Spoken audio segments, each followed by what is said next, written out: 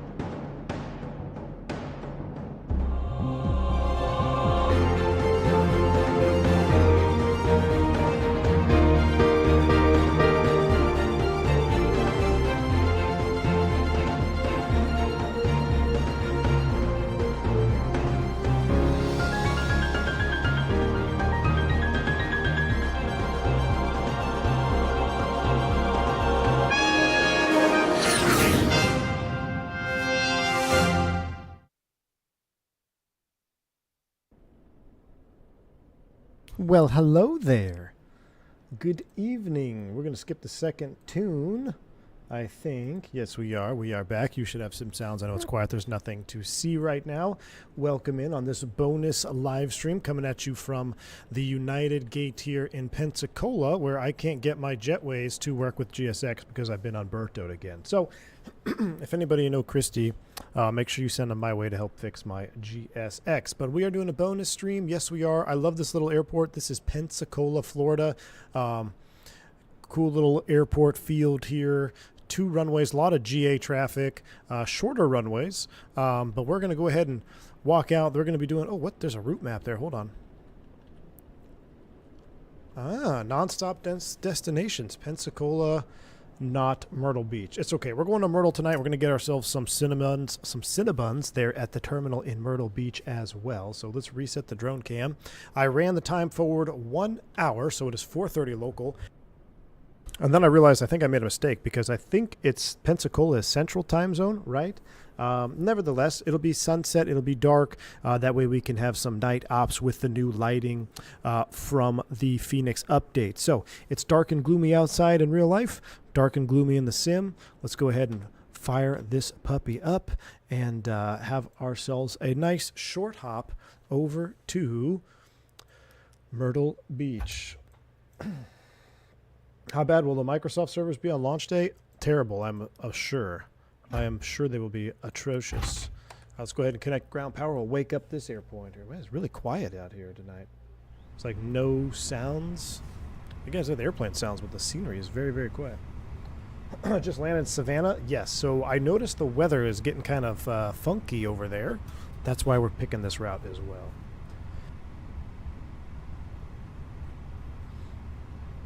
How are you guys getting along? What do you guys are all flying? I've seen some 320 SHARKlets in the Discord. I've been kind of surprised. We'll go up over the overhead here. We'll do our little things. We got to wait for that for a second. But I've been surprised that we're seeing so many 320 images in the Discord.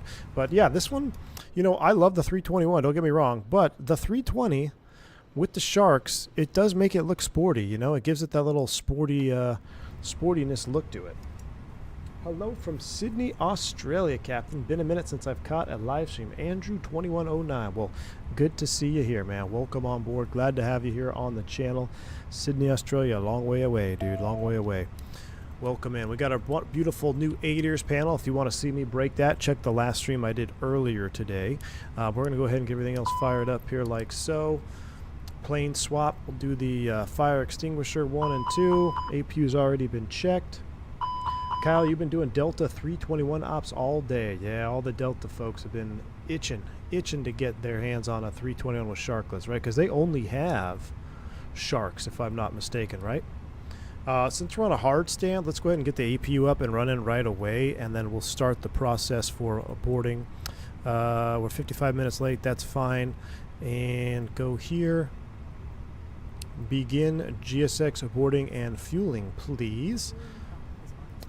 And let's get the APU up and running first and foremost so we can get off this GPU here. Hello from Houston. Good evening. This is the newer JetBlue livery. Yes, it is. The other night I was on flight sim flying the Phoenix into Denver when I landed -2, a light snow. Heck yeah. You shut it down, left the sim running overnight? Ooh, why would you leave the sim running overnight? Nah, we're not going to attach the tug now. Get this airplane booted up. I don't have a PDC, but I'm assuming I got to call Jack Center here, 3592. Because Pensacola's online, so we'll call Jack's on 3592. Live again, Mickey G. I can't get enough of it, man. Can't get enough of it. Want to do one bonus stream. 3592 is up and running. Let's come down here. Let's go FMGC initialization, doing a knit off of that. Kind of pull in all of our stuff here. Hopefully the tug won't run out of gas, I know.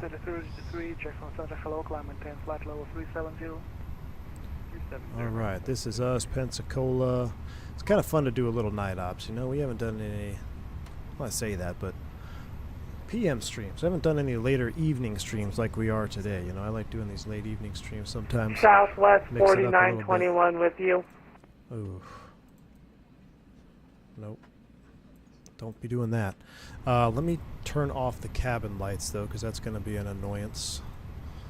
Sim settings, cabin. What's 25% look like? 25% is good. We can live with 25%. Yeah, definitely had the with you on there. Did not like that. JetBlue, LDev, Dades. That looks good. Navin, go around. We're going to turn that on, and we're going to turn that on. And we're going back to America. So 1,000 footers here. 1,000 footers.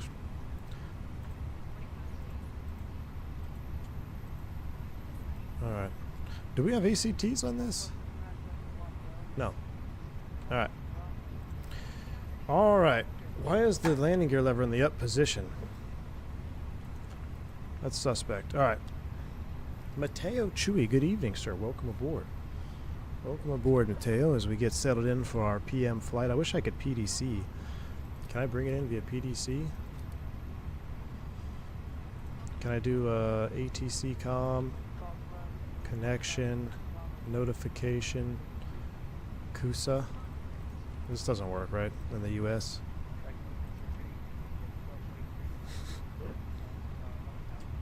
Must have had a career track guy playing with the gear handle. Alright, so we've notified them, but I don't think we're going to get anything from CPDLC. So everything else looks good. We'll give this guy a holler. Let me get the sounds up. We are Pensacola. Is there a SID?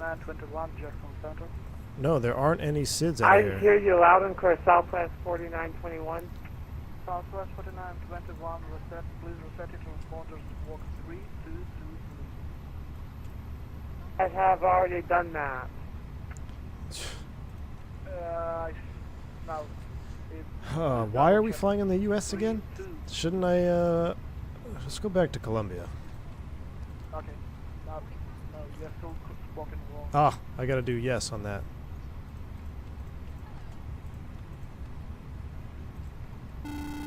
Pilot Stav, welcome aboard, man. Glad to have you here. I have to do a super chat for this. Oh, boys. Pilot Stav, thank you for the It's walking right, Southwest. £5 super chat, man. Hi from flight level 390, currently flying in real life on a speedbed to Athens, Greece. Great in-flight entertainment content. That is so cool. Pilot Stav is airborne right now. Got to have some good, I bet that Speedbird, they've got good internet, I guess, so you could tune in live.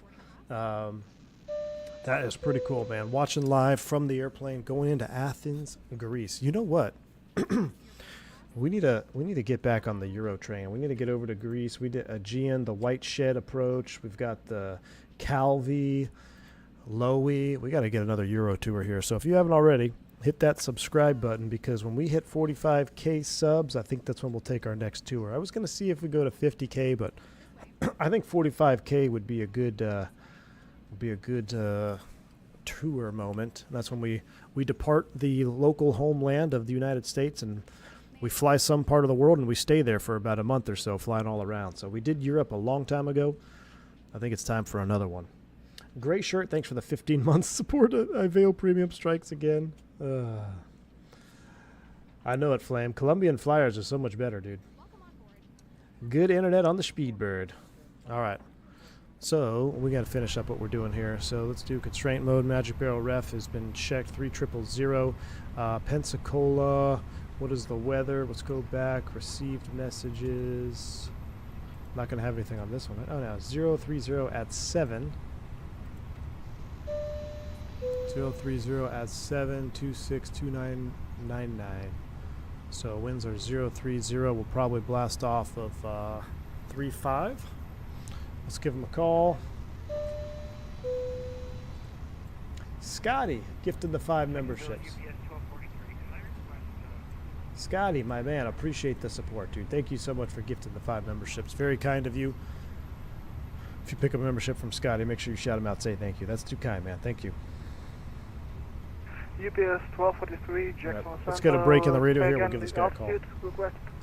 Got myself a little My cruise is cappuccino. currently 300. Can I request 340?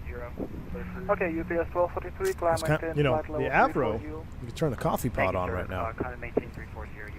We have a company message. Yeah, well, oh, that's the Center, hello, load American sheet. 859 with you through 12.6, climbing 16. Why is everybody saying with American you? Please stop 859 saying and with Jackson you. Center, hello, climb and 10, flight level 350, unrestricted.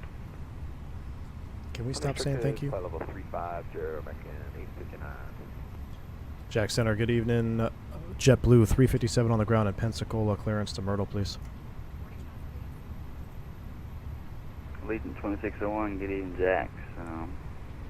We're at 12,000 direct. Why would you call in if you heard me finish a radio call? Don't give him a second to respond to the other guy. Maybe we should just X the Aveo Premium. 2601. JetBlue 2322, contact Washington Center 133.72, see you. 3372, JetBlue 2322 over there. Southwest 4921, contact Washington Center 133.72, see you. Thank you so much for all your services. Have a good day. It ain't getting better. JetBlue 357, you're clear to Mitsubishi International Airport as files, maintain 3000. Expect flight level 370, 10 minutes after departure. Departure frequency via the ME, squawk 4325. Go to Myrtle Beach, house file 3000, 370, and 10. Departure with you, squawk at 4325, JetBlue 357. JetBlue 357, route back correct, expect runway 35, call me when ready to taxi. Call you ready to taxi for 35, JetBlue 357, thank you. All right, 4325 is set, radio is off. Radio discipline on point. Screw this, go back to Columbia. All right, 4325 is the squawk. We're doing 3,000 feet initially. You know what we should do? I wonder if we should do a new no flight director takeoff. We talked about it earlier. could potentially practice that. We'll get the APU bleed on. Fueling is done. Let's go ahead and do this. Let's get our VOR 3000 set going into Myrtle Beach arrival. We'll plan for the ILS 36. I'm not sure if we'll get it. There's no star and approach via, no via, so we'll insert that. That's simple. Secondary, we'll do a quick Pensacola. We have other options should we need to go to a longer runway, but I know where I can always find you. Hey, Miss V1's in the house. Hey, it's a little bonus stream here. We're doing a bonus stream for the peoples tonight. A bonus stream for the peoples. She's probably wondering where I'm not home yet. It's all right. I'll be home before football. Don't worry. Hey, Wingnut's in the house for the bonus stream. Good to see you, man. Hey, why is Wingnut and my wife showing up at the same time? Anybody else find that suspect? What the hell? Are you sure you're at home? Alright, secondary, perf data. Next phase. Definitely sus, isn't it, Blue Bear? Let's do 200 on the barrel. Or on the radio, rather. Temperature 26 and 3000 is good. Radnav Prague KMYR. Nope. 13,000 altimeter 2992 for Delta 9930. Oh boy, AJ Funari dropping in 10 gifted memberships. He's trying to get the... We all know what it's trying to do. Doesn't look like it's working. Good. Good. We got to keep her locked out of the members only section. We got to keep her locked out of the members only section. I'm going to go back to live time here real quick. Let's go real time. Yeah, because I always had the wrong time zone. So real time, it'll still be dark by the time we get out of here. By the time we land anyway. AJ, thanks for the support, my man. Appreciate you. I think Miss Fun's Miss V1's been banned from memberships. Pilot staff, welcome to private pilot, man. Thank you. What happened in members only stays in members only. It's been a little spicy in the members only section, so we gotta keep it that way, right, Steven? Oh man. Wingnut is your wife. That's her burner account. You control the airport we're going to be landing in. Lime nuts for president. All right, we'll turn that off. That's up and running. We will turn you down. Let's turn up the integral lights. Let's turn up the floodlights like so. Wow, I'm surprised they left the halogen for the floodlights there. That's kind of an interesting combo. Normally you'll have LEDs under there as well. What about this one? That's LED-esque, so that looks good. All right, we're all set to go. We just wait on our perf data. Block fuel is on board 14.3. We'll throw that in here. 14.3, waiting on our fuel loads. And let's do it. Let's get out of here. Showed up in time for the drama. What's up, David?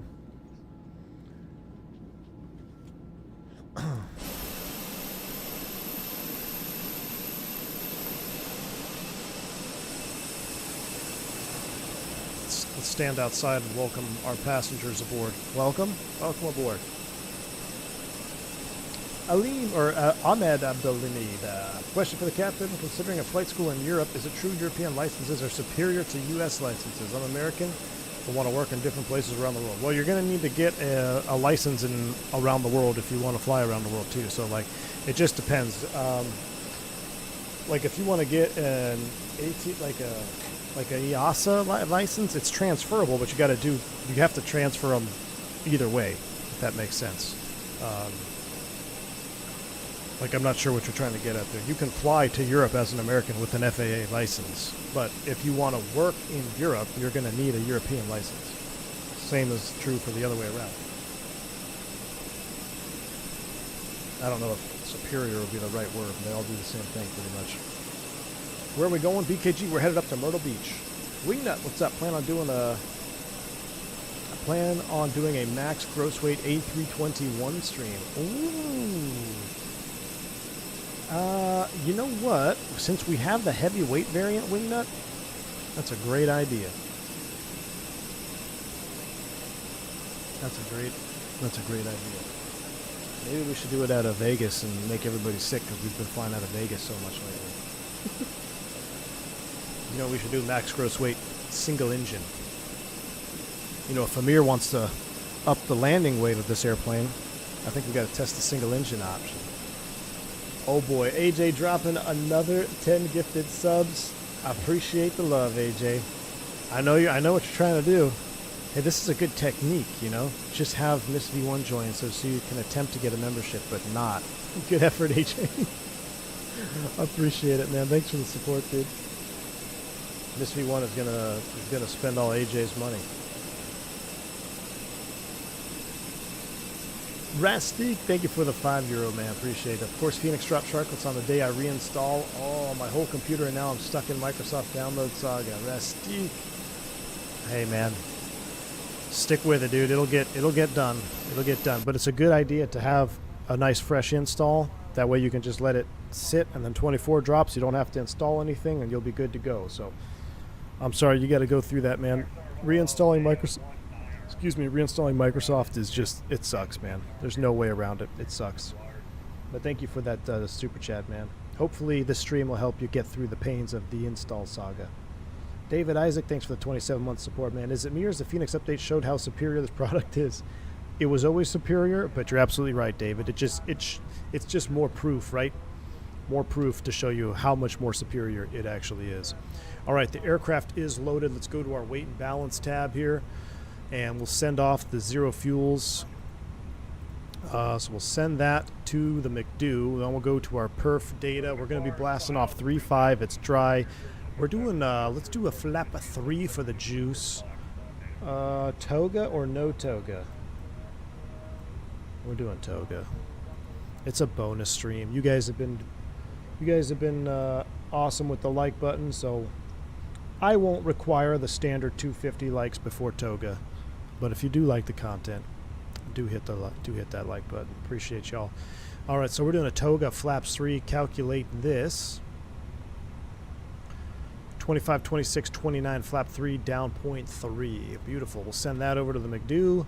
Weights look good there. Perf speeds, flap 3, 25, 26, 29.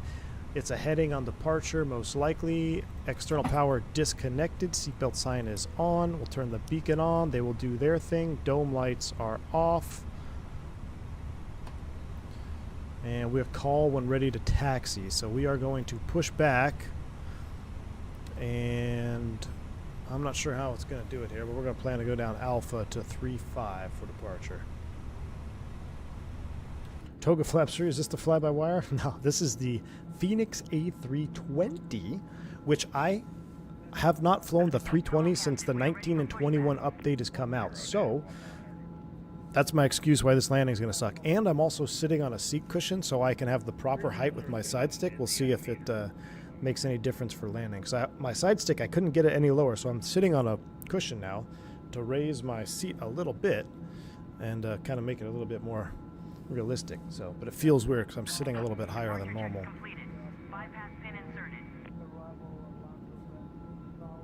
You got a flaps 3. Team Vodka, where are you? Are you on the ramp or are you offline? Oh, there you are. He's on the other side. All right, they are ready in the back. They're connecting up front. Here comes the tug and tow. Tiller cam's coming up.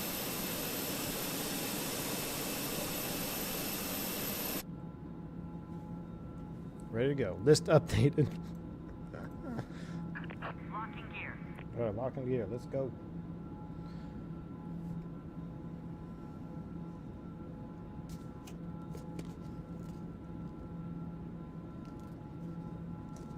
Is it just me, or is it so relaxing to see the beacon flashing off the engine? The sound of the fuel pumps, no engines running, just there's like a sense of calm, you know, and you just get to sit here and just look at the engine, look at the flashing beacon. I love that look. This is the Moza base with a FSprojects. Nose left, tail right. I don't know what's going to happen here. We're going to find out. Oh, my brake was... There we go. Brakes released. Commencing push. All engines clear. Start at will. Roger that. I'm going to need to get... I'm gonna need to get announcements turned on. I need to close. Do we have passengers? Oh my word, we gotta close that up. Save some frames. Alright, engine mode to ignition start. Let's go ahead and start them up. Engine 1, here we go. Shh, shh, shh. This is gonna be a full cinematic startup. No talking.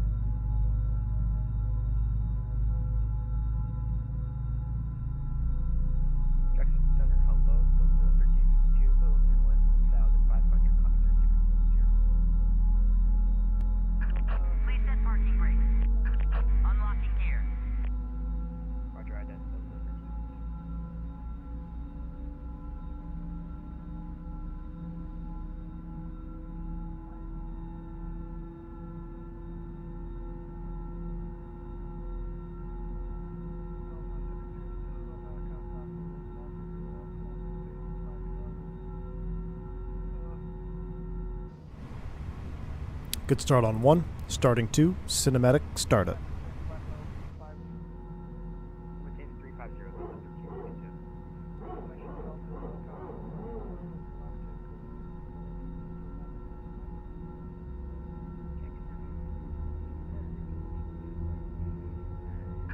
Tow truck disconnected. Bypass pin removed. Left is clear. Right is clear.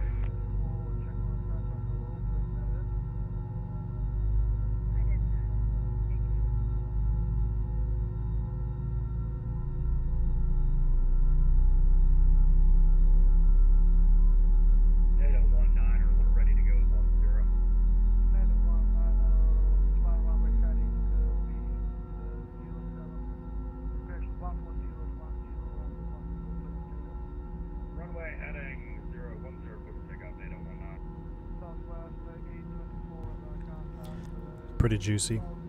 That is so juicy. Alright, tug, tow, and wave off the front. Engine mode selector normal, we'll arm that. We always do, let's do flaps 3. We'll do slat view and flap view. Here we go.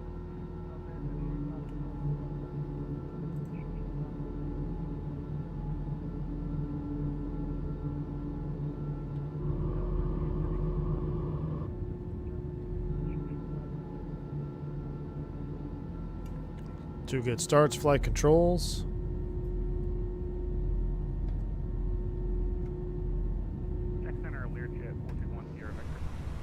Alright, let me just double check from up front. Full up, full down, neutral, full left, full right, neutral, rudder, full left, full right, neutral. Ground spoilers armed, max, TO config checked. On auto, that's auto, auto. TARA transponder is on. Dome light is coming off. APU's coming off. Hey, why is it so bright in here? What's that? Oh, a pedestal dome, I guess.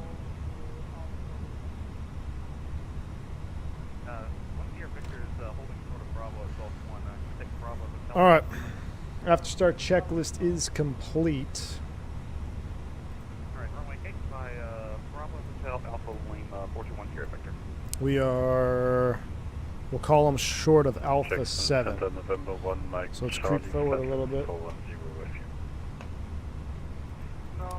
1 Mike Charlotte, hello, please guidance.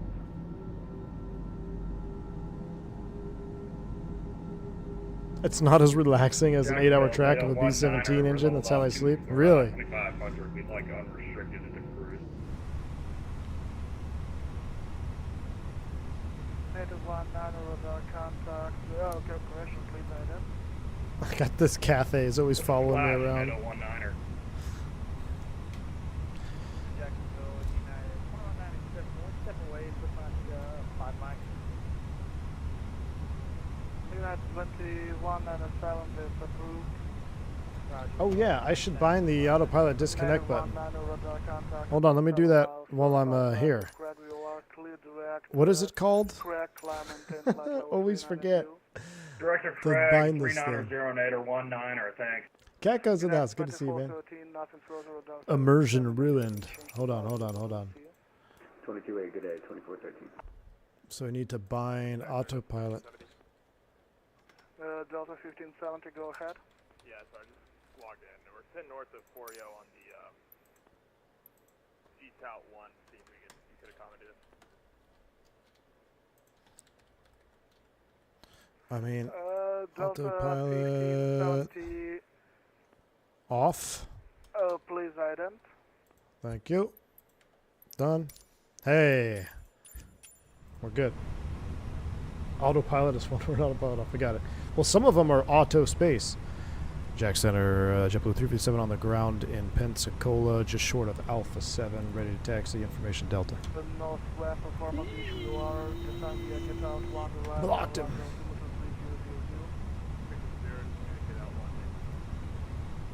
And Delta 1570.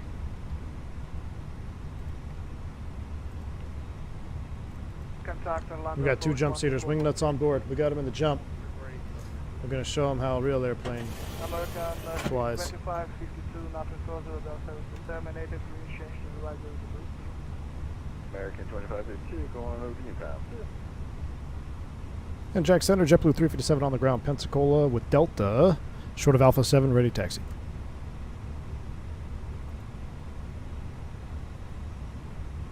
JetBlue 357, runway 35. Taxi via Alpha, cross runway 826. Alpha, cross runway 8.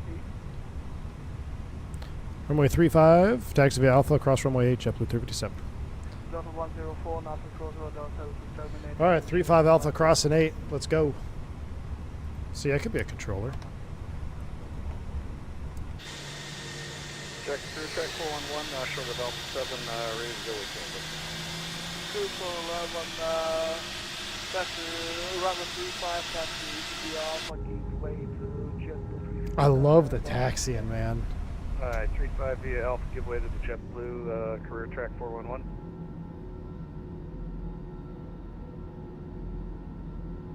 Wave to vodka, there he is. As we go off into the abyss here, not paying attention where we're going. All right, Alpha, we're crossing runway 8, straight down. Clear left. And clear right. Information Bravo is now transferred to Checkpoint International Airport.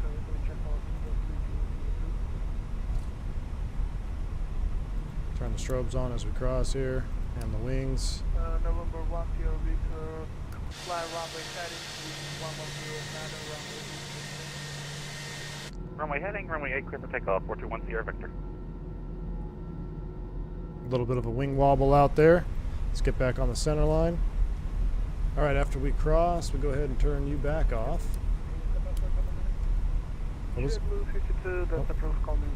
Controller's kind of low. Lineup checklist. Takeoff runway 35 confirmed. We'll be a heading on departure. Let me spin this around to about 350 just to get us there. He might give us a heading or gives us a clearance.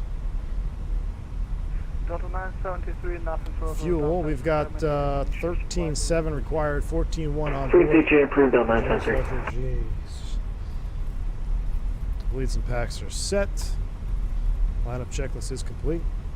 Man, it feels weird being in this airplane. I haven't flown the 320 in so long. Like my views even feel off. Is this the right view bound? I think so.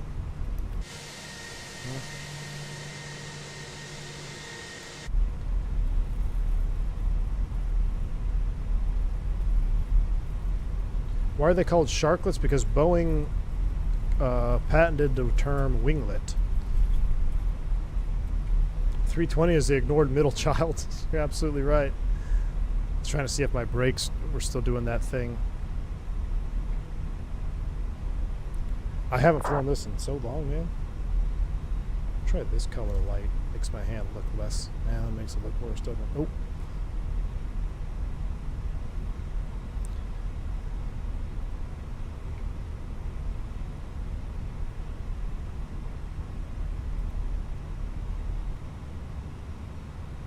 Roberto's in the house. Good to see you, Roberto. Doing a bonus stream today. Alright, brakes are set now. We don't really need this anymore. Jacksonville Center, good day, Lufthansa 460, super, flight level 410. Lufthansa 460. Roberto says, because sharks fly, according to the French. Oh, Roberto, yes. Yes, indeed. Number 1 Sierra Victor, say altitude. 1,600, 1 Sierra Victor. Is it possible to fly with a SHARKlet and a wingtip fence? No. Not that I'm aware of. That would be some weird modification. You can fly without a wingtip fence on one side. 350, Dutchy will enable. And you can 1 fly Sierra without Victor. wingtip fences, but you can't remove the SHARKlet. They are blended winglets. Lufthansa 460, flight Blended level 410. SHARKlets. Lufthansa 460, Jacksonville Center, hello, please identify. Phoenix feels like taxing on ice. Maybe a skill issue. Lufthansa Definitely a skill issue. 460, say Or again, we you should need to get press it to it. ident. Okay, Lufthansa 460. Yeah, they got to be contrary to Boeing, exactly. All the years where they say, oh, the fence is better, and then they come out with a SHARKlet, which is essentially what Boeing has been making for decades. But then Boeing comes out with the lower winglet too, that split scimitar. 380 or 350. I think that's the for 1 way to Sierra go. Victor. I think the winglet that's on the Max, I know it's not the split scimitar, but it's similar. But the Max winglet, 380, 1 Sierra Victor. Star Trek looking thing, I think it's probably one of the better ones.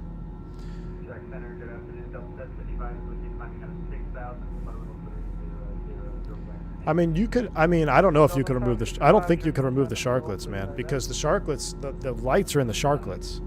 You can't take the SHARKlets off. It's a wing. I mean, you can. I'm sure you could probably put fences back on, but you can't. You can't just take them off as a mod. Like, it's not a maintenance procedure. Whereas the wingtip fence removal is a. It's a maintenance procedure.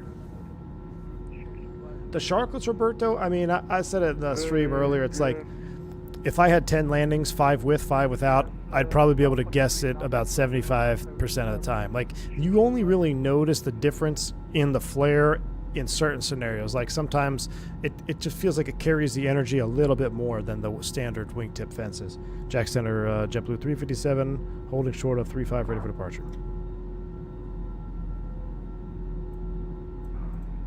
JetBlue 357, fly runway heading wind 040 at 7, runway 35, clear for takeoff. Runway 35, runway heading, clear for takeoff, JetBlue 357. All right. 7, Jacksonville Center, hello. Let's get these LEDs out there. Oh, look at that. Okay. Oh, actually, Blue 7, never mind. Climb and take flight level 410. Crosswind landings, Roberto? I can't really tell a difference, being honest with you, man. Like, Good afternoon, maybe a little bit easier. easier. I don't know. Not that much of a difference where I could really feel it. You know, the Neos for sure. The Neos have a different logic for crosswind landing, but yeah, I don't know. United 2197, welcome back. Look, we were flying the 321. It was a 321 lineup. That's all right. We'll creep forward here. Please stand by, JetBlue 5505, radar contact about 20 miles north of Offset 5 feet to the right because it's close to night ops. Here we go. Let's get out of here. Spool them up.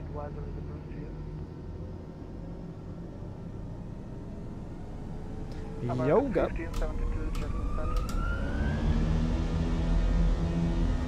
Man, so much louder than the 321. Man, Toga SRS, auto thrust blue.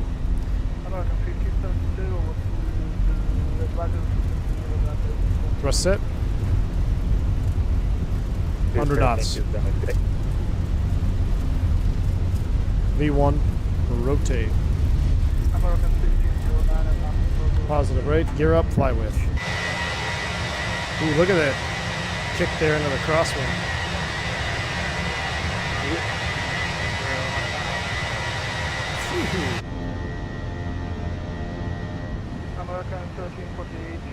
Absolutely love it. Thrust reduction. Go ahead. So good. So good. sit down a little bit so I can hear what I'm doing. Jax, JetBlue 357, 2000, climbing 3000, runway heading.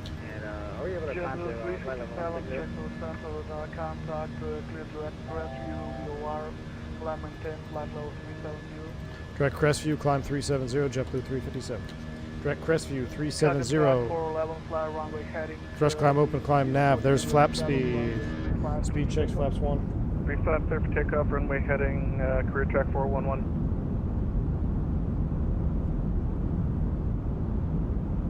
Jackson, United 2197, question. United 2197, go ahead. Yes, sir. We're still with you until we get to Orlando. Look at that, going into some rain there. Love that. Yeah. Dude, that 320s with these IEs, man, just, Send you back to Miami. I kind of forget. Orlando approach, but in this situation, Orlando, as Miami is flying. Here comes S speed, flaps is 0 after takeoff checklist. Allision 2601, nothing further, that has terminated registration flight. 55 Jacksonville Center. I love the IEs, Roberto. 505, I love them, man. IEs for the We're still win. at flight level 6000. We're about to be hitting our way. You know, Roberto, we found out today that my ultimate airplane that I want to fly is 703 Alpha Victor. It's an Avianca A319 with IAEs and SHARKlets. So the only 319s with SHARKlets in the U.S. are CFM powered. There's only a handful of them. But to have an IAE powered 319 with SHARKlets would be my dream, man. I need to go see if Avianca's hiring. Over the Unicom, maybe. Look at that. Look at the little wing flex out there, too, as we go through these clouds here. Man.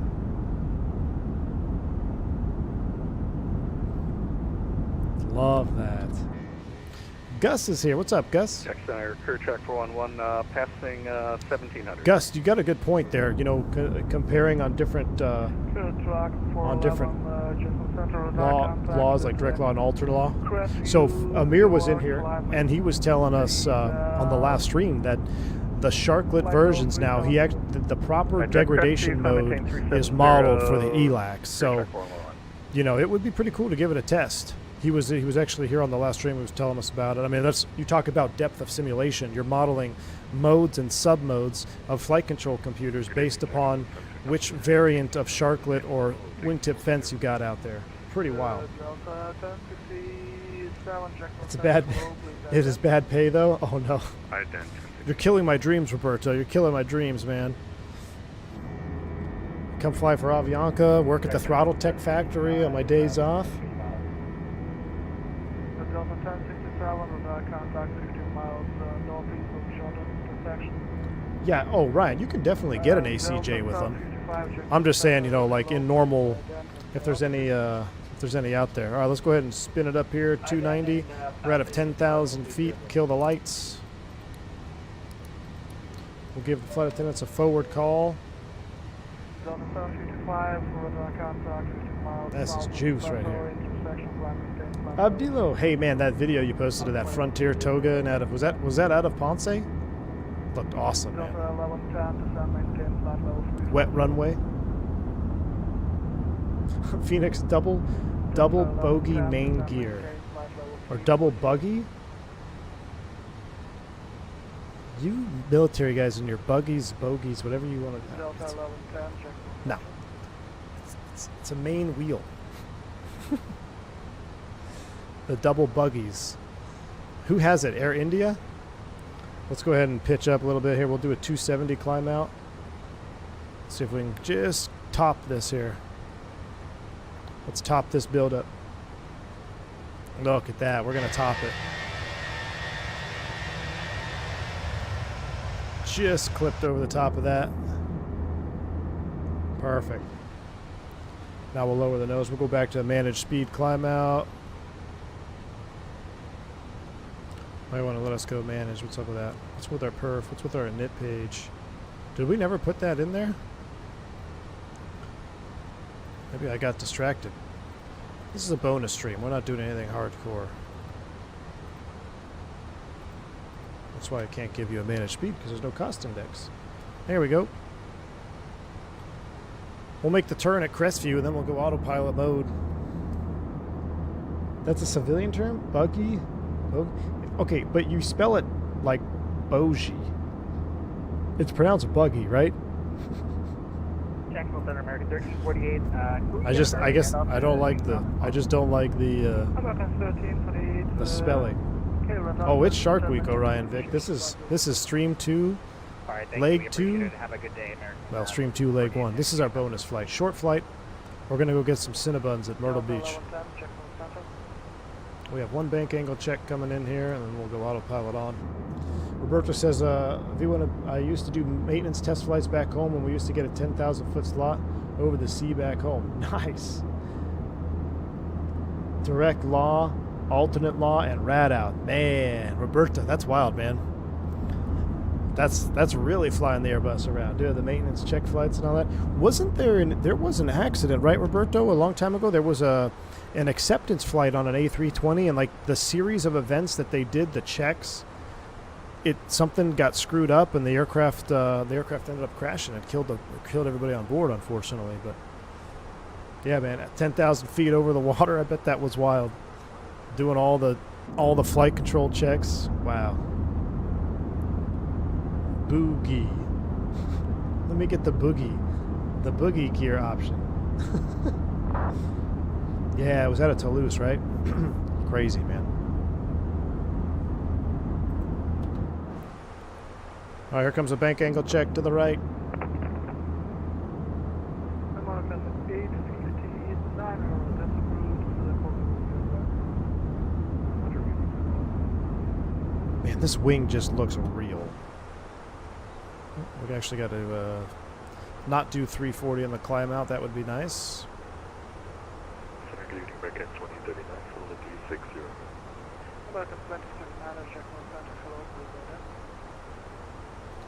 All right, we'll straighten her out here out of 17,000 on speed.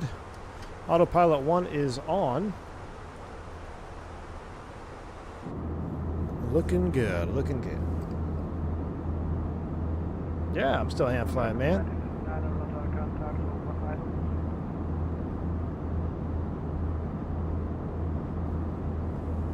It should be spelled buggy. You know how to spell buggy? Like this. That's how you spell buggy. A landing gear buggy. A two-wheel buggy. 18,000 set standard, 29092. Up we go. Lights are off. Everything looks good on the top. Pressurization, 4,000 feet and climbing at 500 feet per minute. That looks normal. Let's come back in here and take a look at our box. Only 438 miles to go, so we're going to crush that. Let's increase this. I'll tell you what, we'll leave it at 320 for the climb out.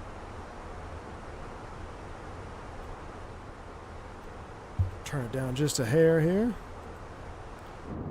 Get some pretty wing views here as the sun gets low on the horizon.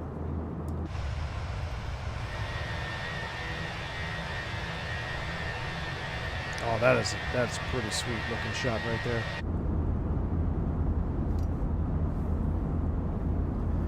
(7/5, 2024), man. But it'll probably be in 2020, but it's going to be next year. Should get some smooth jazz. Oh yeah, it's a smooth jazz kind of night. But Roberto, yeah, the 7/5 is very soon. TM. It's gonna be a very good couple of months for you, Roberto. I already know it. I actually binded up the 7576 in X-Plane, but man, that sim is just so hard to look at. So hard to look at. Now I love using it for the 777 in the PMDG. Love it. But with the Fenix release, we got to take advantage of the Throttletek Flightbox. This thing's been running strong. We've been working this Flightbox hard for about 5 years now, and she is working good. Hey, hot mic. Please tell me it's not us. Okay, it's not us. Whew.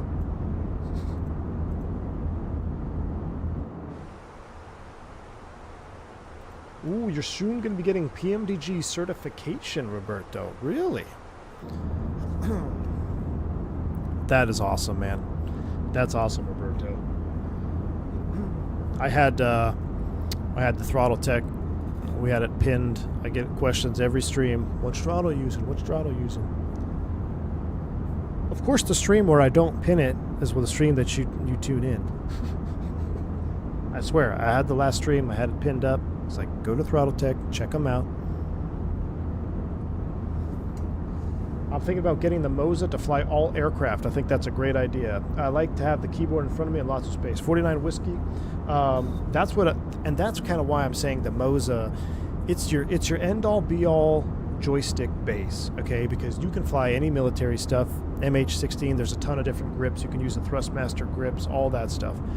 You can fly Airbus like you've never flown Airbus before. A spring-loaded joystick does not compare to the real A320 side stick. You can't do it. The dampening and everything behind it. The only way to get close, or to be the closest, is with some type of control loading, and so you've got the Moza for that. Flying helicopters. I mean, it's really the end-all, be-all, because you can make it be stiffer. You can make it be have more slop in it. So the customization on the base is what I think is going to drive force feedback to being the future. We just need, like I said, I want to see what's happening in 2024. Is a sim going to talk more natively? What's to go with that? So there's a lot of room to grow with force feedback for native talking to the sim, and I think we're starting to get there. I mean, you know, Moza's out now, Flight Sim is out, FLITE, they have their yoke. So I'm hoping, fingers crossed, next expo, I'm hoping we see some advancements in force feedback. And say altitude. What's 747 A380 Flightbox? 76Q? Well, Roberto, so you already have a 74, right? The 74, 78 Q400. What's next? Oh man. Well, so I mean, if you're going to have PMDG certification, I think you got to roll with PMDG products, right? Now, I would love the Q, but you know, the Q is. We don't have one yet, and I'm really, really hoping. I know Dash 8, who made the Dash 8 in FSX again? Majestic. They were actually in the stream before a while back, and you know they said they're actively working on bringing it in to 2024. So, you know, that could be one. But imagine having a Q400. I think Roberto said that's his least favorite one to make, right, Roberto? Is that your least favorite throttle to make? Is the Q400 because of the detents and everything? But that's, you know, Team Vodka has a good point, like a King Air throttle too. But it's got to be. There's obviously got to be a challenge with that because you have all the gates. But I think that's why all the throttles on the market that you can't find, other than Throttletek, you know, having reverse axes, so you can go idle reverse. Like almost all the throttles that come out are their click button for reverse, which is so unfortunate. But having, with the detents and gates and lifts, I could see where that's definitely the hardest one. But you know, a 727 Quadrant, I mean, because it probably can't be that much different from the 737 Max Quadrant.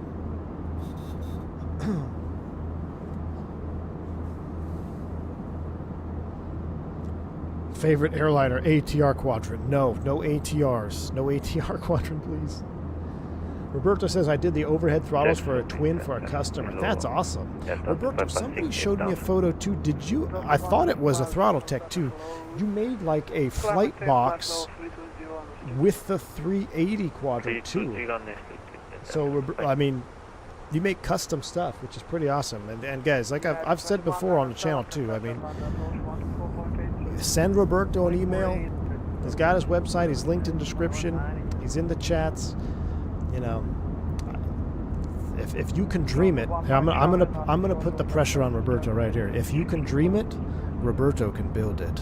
Over to advisory, Frankfurt, have a nice day, bye-bye. If you can dream it, Roberto can build it. You want a 380? Oh, you know, a 380 Flightbox would be something. That is one hell of an airplane. Roberto's done 22 different throttles in his company. Wow. fighters. Wow.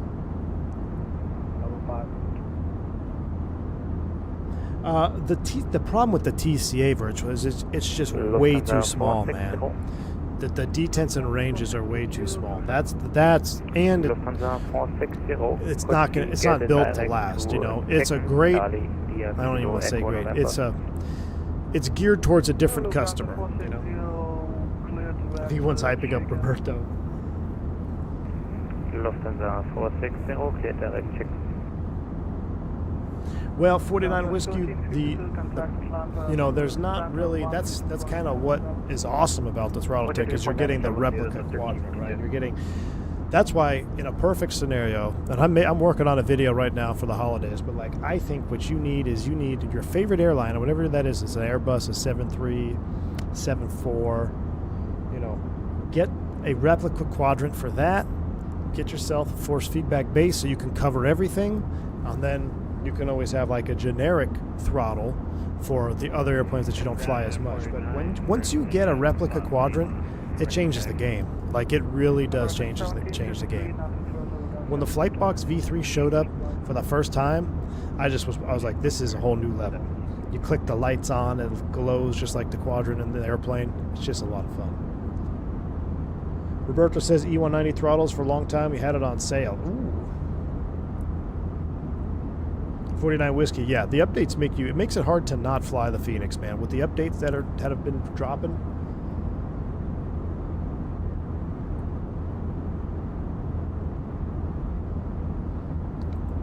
Yeah. Oh yeah, Virtual United Pilot. That's what I'm saying. It's not bad. I mean, shoot, dude, I simmed with like a the TC, what was it? It was before TC. It was like a Logitech Extreme or something. Had a little slider for the throttle. Absolutely, man. You can get along with it. You can do mouse and keyboard flying. It's just as you develop and grow in your simulation, you're always looking for, at least I am, I'm always looking for that next thing to like, okay, what can take me to the next level? But I don't want to build a cockpit yet, because building a cockpit is like a whole nother ballpark. You're talking $30,000, $40,000, $50,000. You know, it's like, do I really want to build a cockpit? First off, where's the space? Then the money. It's like, and then the only drawback to having a home cockpit, like a legit, like your own cockpit, is you can't fly anything else in that airplane. So, $65K for a Roberto, this is what I want to do, man. I want to build a 727 cockpit, and then just have, you know, other stuff for the other sim. But there's one guy on YouTube with a 727 fully functioning cockpit. It's wild. Absolutely wild. Oh yeah, 65K. Oh, I'm sure. Yeah. Roberto wants a 737-200. That would be sweet. Going back to generic, yeah, the G737, that's probably going to be your best generic, right? Because you get full range of motion on the axes. You can still get flaps. You can still have a spoiler. I use the G737 Max quadrant. I use it on the 787. I used it on the 777 until I got the 7576 quadrant. So obviously on all the 737 series, I used it on the MD-80. I used the G737 Max for a lot of two-engine airplanes, really. It's kind of because it's got that super long range of travel. But hands down, my favorite, though, is the 7.6. The 7.6 quadrant, just the way you grip those levers and the way that the angle is, I don't know, it just feels like a true big boy throttle quadrant. I cannot wait for the Bluebird 7576 to drop. We're going to take that puppy around the world.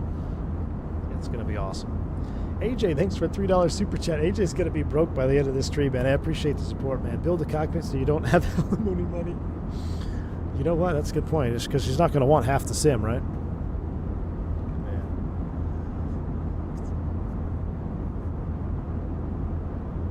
Roberto built a 220 Bombardier cockpit. Yeah, I remember you talking to me about that. You're building the Bombardier cockpit. Where's Wingnut when you need him? He's our resident Wingnut pilot. Or he's our resident Wingnut pilot. He's our resident 220 pilot. Will you pick up the 7.3 NG levers? Can't beat the old OG cutoffs. Yeah, they are pretty classic. My monitor is I don't even know, man. I want to say it's like just around 30 inches. It's the slightly curved Acer 2K. Central spec. And there was much rejoicing. Dude, yeah, the 727 cockpit guy, Fly to Live. Have you seen him on YouTube? Have you guys seen him? It's insane. The cockpit that this guy has. I mean, I can't imagine how much it would have cost to build. It had, I'm sure it's over 65K for this 7.2. I mean, he's got the full engineer panel, everything. Roberto's working on an F-18 sim? Wow, that's awesome. Jeremy says, I think building an Airbus, a full Airbus cockpit would be harder than anything non-Airbus. Yeah. You know, Jeremy, there's a guy in the Discord, Captain Tango. He's got a full-blown A320 sim in Texas. So when I get a trip down to his neck of the woods, I got to hit him up because I would love to see that. All right, we're leveling off 370. Let's turn the seatbelt sign off. We're going to get some jazz on here. We're going to enjoy the sunset from the outside view because it's awesome. K3007, please, at 1010. Oh, look at that shot. We're going to go full screen cam here. Matter of fact, let's do this. Like this. Are you serious? Look at that angle right there. Now, the contrails are a little mid, if you ask me. So I like the custom Phoenix contrail situation. All right, was it Steven that wanted the smooth jazz? I think it was Steven.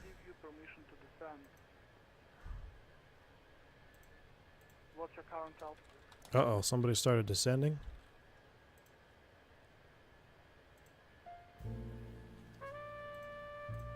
Oh, look at the contrast. Somebody went right below us. That's awesome.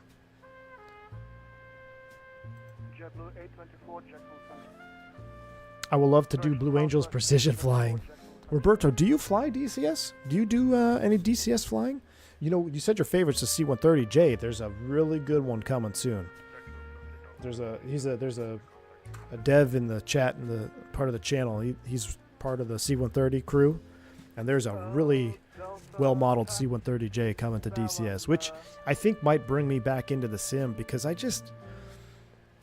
got tired of the same old servers and the same old stuff. It needs that dynamic campaign, you know?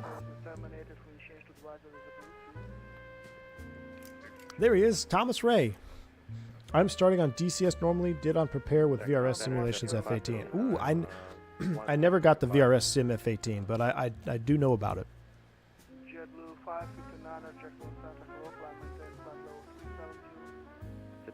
Fuck, a Swedish death metal? A captain at my airline built a full NG cockpit, fully motorized throttles with the dampened yoke for 40K through some UK company. Wow. I mean, still, I don't know, whether it's 10K to 70, 80K, that's more than I'm willing to spend. Even more than 10K, like let's keep it less than 5 for all things included, you know? Andre, really? What airplane were you trying to get on in DCS? DCS is like you gotta ease your way into DCS. It's easy to see all these wonderful airplanes, these modules. So in DCS, they call airplanes modules. And you just want to buy them all and fly them all and take them up, do this, this, and this. And then the problem is, if you try to do that, you're just going to lose yourself, and it's going to become a startup simulator for you. You really have to pick one module, learn it, understand it, and to do that, like the F-18, for example, for us the civilian plebs, you know, we're not F-18 drivers like Wingnet is in real life, but to fully understand the F-18 just in its DCS level, I mean, you could fly that airplane 5 days a week for a month, and I would say you're probably 65-70% proficient with it. There's so much that you can do, and I'm talking about going through all the different weapon systems, all the different so it's very easy in DCS to just want to fly all these different airplanes and treat it like Microsoft Flight Sim or treat it like a civilian sim, and it's going to be too much. It gets overwhelming. Yeah, and Roberto, I actually got to a point where I started uninstalling everything but one module at a time. So my best days in DCS were the early on days. Like my first airplane I got was the Huey because that's what brought me into DCS. But then I got the F-86 Sabre. Dude, I could toss bomb that thing so accurately. I knew everything about the F-86 Sabre, and I loved it. And then I was like, okay, well now the Mirage is coming out. Got the Mirage, got pretty good at it, but less proficient. Then the F5 came out, and then I was spread between which one do I fly. And then everything just kept coming out, and I mean, between the F-14, when the F-14 dropped, I uninstalled everything but the F-14.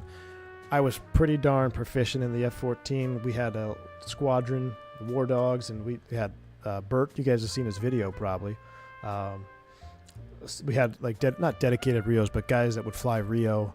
And flying the Tomcat 2 crew with somebody who's competent in the Rio seat is some of the best fun I ever had, other than the early days. But then it just became, I mean, I was buying every module that came out, forgetting how to fly one. F4, you know, F4 came out. I probably got 40% proficient in the F4 Phantom, and then I lost interest in the servers again because the servers get stale. You need that dynamic campaign that Falcon has. Falcon 4.0 Allied Force. Yes, Roberto. You know what, Roberto? I almost hit you up when the F-14, when I was flying the F-14. If I would have known that you made an F-14 throttle quadrant, I would have been hitting you up when the F-14 dropped. What is this song? Nope. But was this Silent Night? This is a Christmas song.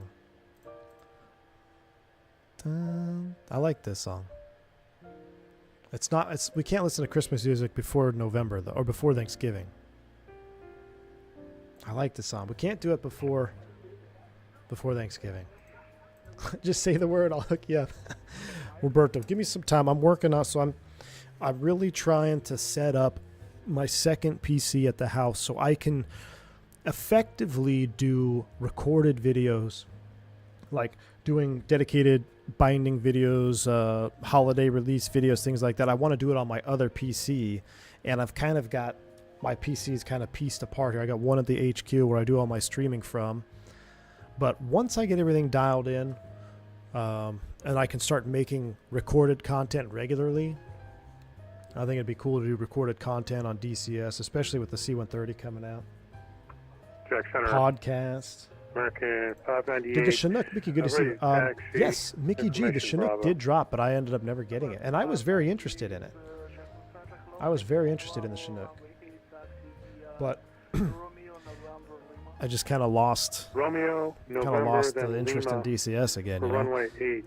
And I also American feel in 598. DCS that if you step away, so let me rephrase. Let me start it. For DCS, the most fun you can have is on a multiplayer server.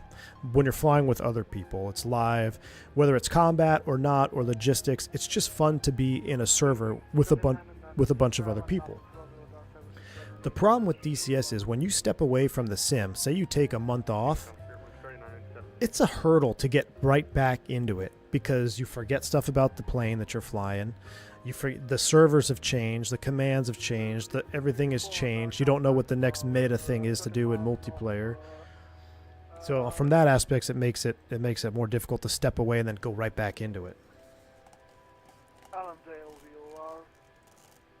We still have to fly A320 sim full PC check, but Roberto, dude.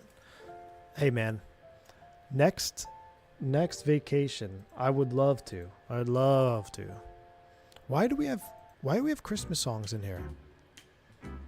Why are there Christmas songs in the Smooth Jazz playlist? You know, Team Vodka and I, we actually priced a trip to El Salvador a couple of years ago, Roberto. We were thinking about it. How fun would that be? Roberto, have you thought of world flight? Because I was just talking to Wrong Side about this. World flight is people that have full sims and you fly around the world, right? Have you ever thought about doing that? KC 135 when Mickey G, that would be sweet too, huh?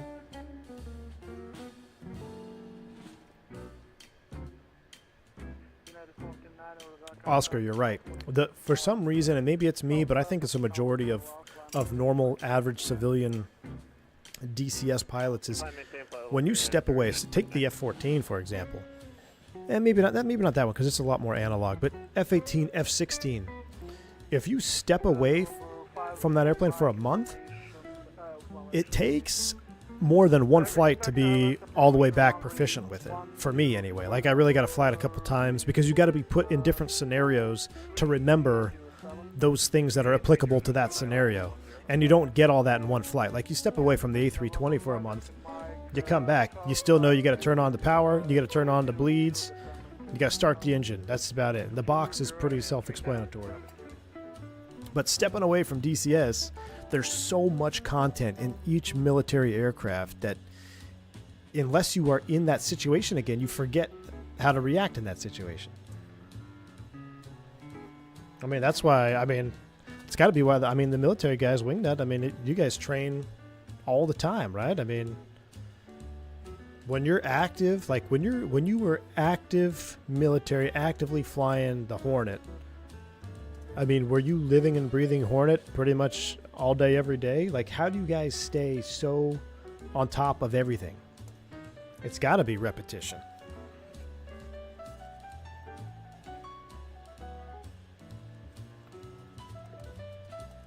Oh, you use the sim for training, so it's always in use. Right, so you can't, I see what you're saying. You can't, like, hey, we're not going to have anybody in the sim for the next week and a half. It's just going to be for Microsoft Flight Sim.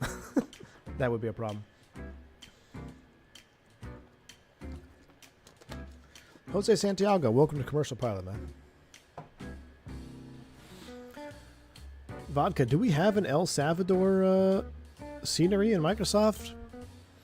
You know what would be fun? It would be fun to do a Throttletek promotional flight to El Salvador in the sim. Maybe run like a special promo code for just one flight for one stream. I don't know, we'll have to, Roberto, we'll have to talk about that. I bet it could be kind of interesting, like one flight, something exclusive for that flight only, into El Salvador.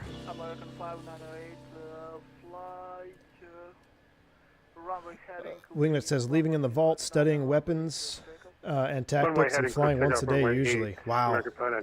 That's hardcore, man. But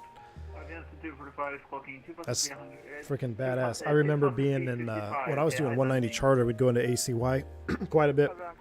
And they got the, New Jersey National Guard? But those guys, I feel like they were always out there training, man. Like at ACY, I'd see them coming in. They'd be doing their low passes and breaks and awesome. I've seen them in Jacks too, but ACY, it felt like every time I was in ACY, there was F-16s flying around. Q&A with Roberto on stream. Ooh. Roberto thinks it's a good idea. All right, we'll have to set it up, Roberto. I'll shoot you an email.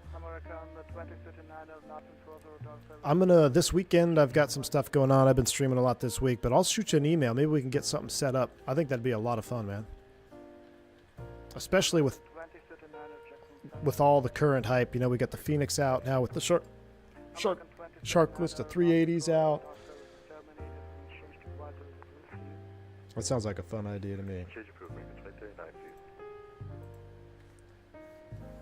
Caleb, I haven't had any issues with the sim brief. Are you trying to use it in the sim or still on the web-based sim brief? I haven't messed with the integrated sim brief at all yet because I feel like I'm just faster with the web-based browser.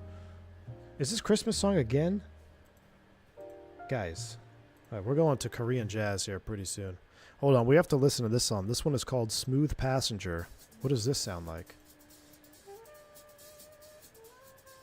Rastique, my footrest is the 172 foot pedals, I believe, because I like having that extra, I guess, American ramp 598. We're with you in the now, pedal. passing. Because most of my time, I 1,000 try to to treat 3,000. my rudder pedals like I do in the real airplane. So on the takeoff roll, feet off the brakes. So my heels on the floor, just using my toes on the pedals. Same for landing. If I'm using auto brakes, if I'm not using auto brakes, then I will have my feet all the way up on the Correct toes. giggles and final But- 330 for American 598. But I believe it's the 172 pedals. Now, I think they didn't even have the Airbus pedal when I ordered mine. So I'm not sure what the Airbus one, that might be even better. I don't know. Cockpit casual? Oh, yeah. I watch them a lot, man.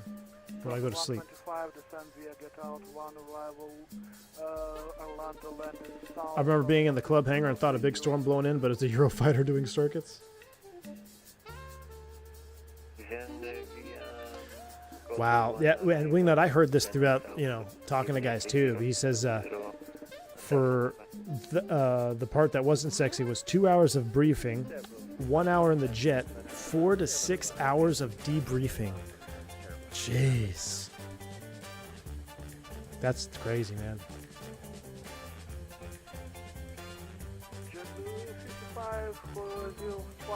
That's a long. I mean, how do you debrief a 1 hour flight for 4 hours? Turk has the Airbus pedals. Yeah, I don't have them. Okay, you can descend, maintain flight level 370. You still have rudder damp on? I don't have rudder damp on for. I don't think that's an option anymore. Is it, Team Vodka? 4 hours. 4 hours debriefing without cabin crew, girls. Yeah, my type of 4 hour debriefings, we called those room parties. And what would you like for the debrief? Do a little mini order and then go have a room party. That was my debriefing. Back in the days of the room parties. Now I don't even know who stays together anymore. I don't know if any of the regionals stay together as a crew, but with 117, everyone's on different rest limits, so.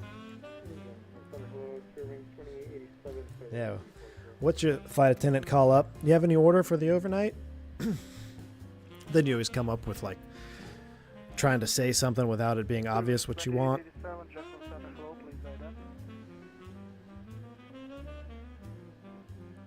10 minutes to landing. Pilot staff, have a good one, man.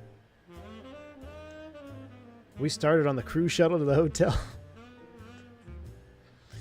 Dude, I'll never forget. So one time we were flying into Jacksonville, speaking of, and we shared the same hotel as Southwest.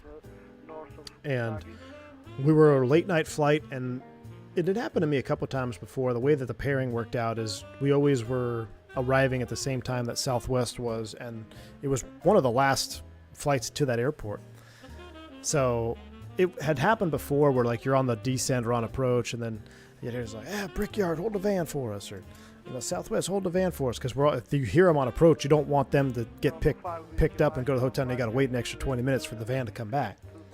So one time we're coming in on approach, and Southwest is like, we hold the van for us. I'm like, yeah, we got you. So we wait out there, hold the van, and as they board the crew shuttle, that's us.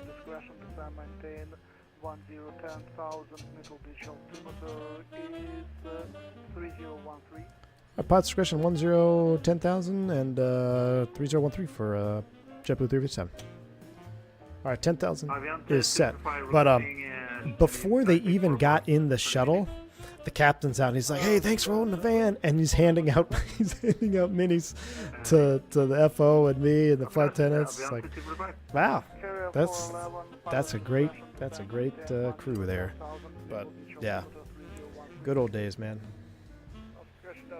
Yeah, the 3-2-1 rule, 1-2-3 rule, 1-2-3 rule, 3-2-1 rule. I can't remember. Party times on the 190 almost 10 years ago. Good times. Yeah, Roberto. Yeah, man. Good old days, dude.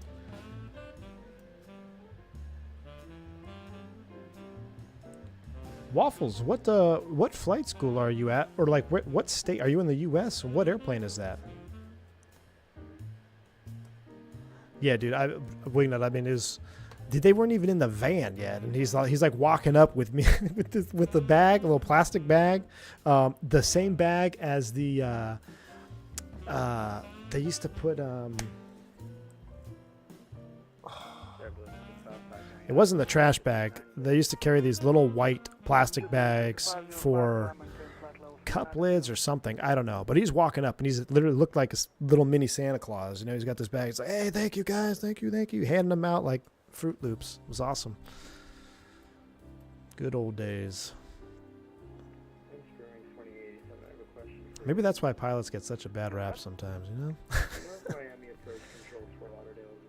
All right, let's hold the music and not sure. let's figure out what we need to do here as we get ready for our approach into Myrtle. We got a PD down to 10,000. So what I'm going to do, I'm going to do this. This is a good technique. So we're going to go fix info here. And I'm going to put in Myrtle Beach Airport, and we're going to draw a radius around Myrtle. I'm going to do a 30-mile ring. That way I know I should be approximately 10 and 250 when we cross that blue ring. So it's all the way up there. Did we file to Charleston or Myrtle? Why is he descending me now? Where did we file to? No. Okay. Charleston VOR. For a second I was like, did we accidentally file to Charleston? Let's take a look at the weather. We'll do an updated weather receive here. 9 miles from Thailand, clear to ILS, runway 10 approach. 130, 2600 till stabbing, clear to ILS, 1056. Myrtle, we'll send that off. And Okay, November right, just a little bit there. clear to Kilo Juliet. We'll turn off or turn down to flood because I think that annoys Wingnut. Wingnut likes to fly around at night like this. This is how Wingnut does night ops. He's one of those. Takes his shirt off in cruise, flies with the dome light on. Kid to Leesburg 306577. If you want to eat, party, and drink, let's go to Charleston. Yeah, my sister lives there now. That's where my sister lives. They moved down there last year. Let's see. Charlotte's on. Making sure there's no Myrtle on. Myrtle ATIS is published. Right now, 10 miles broken at 500. We'll be doing the ILS. ILS approach, landing, departing. 18. 2000 miles till established, supposed to ILS, 10. Well, they don't have the wind in the ATIS. That's interesting.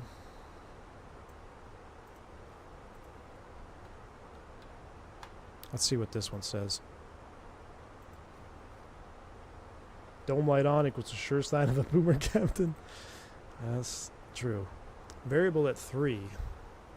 So we have to do ILS 36, right? Up to advisory, have a good night. 10. Oh no, they got 18. That's the only one. ILS 18 or 36.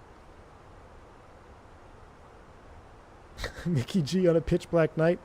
When you turn on the dome lights, it feels like you're in the sim with black screens. Yes. It sure does. All right, I'm loaded up for 18 then. Let's do 18. 1095, 177, 233. So we're already loaded up. But what we need to do is we have to put the airport after Charleston because that's technically our flight plan. So after there, we'll put Myrtle, insert. So we've got Charleston, Myrtle, and then the approach. We're going to flip it around to 18. Arrival ILS 18, no star, approach via off Grand Strand. No, we're not going off Grand Strand. That's out to the east. So we're going to do no via, insert U. Perf, next phase. We'll descend at 78 and 320 knots. Don't want to ride the barber pole down. It's 76. 040, temperature is 22 and 3013. So this will be our first attempted landing with LEDs. JetBlue 2618, welcome to JetBlue International Airport. 223 in the barrel, 223. Excellent number. All right, 223 is set. 10,000 is blue. 370 is our cruising for now. We still got some time to start down. Approach briefing. We'll do manual brakes, full flaps. It's a long runway. We need to turn off the cabin lights because they are too bright. Number 5, Whiskey Mike, wind 130 at 6, runway 10, clear to land. Good land, runway 105, 15.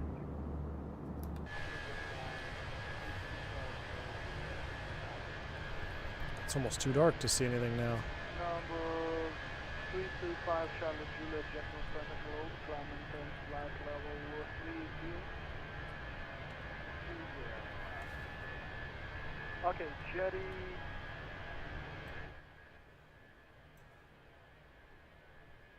I don't really like that view though.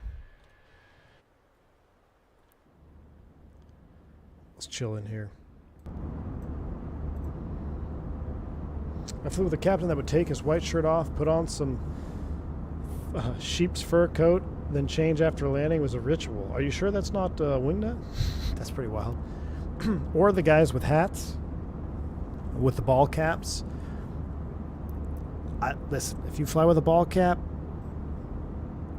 no offense, but I've not flown with a captain that flies with the ball cap. That's not a little bit different. Let's just say that. They're not necessarily, they're not mean, they're not a pain to fly with, they're just a different breed of captain when you wear the ball cap.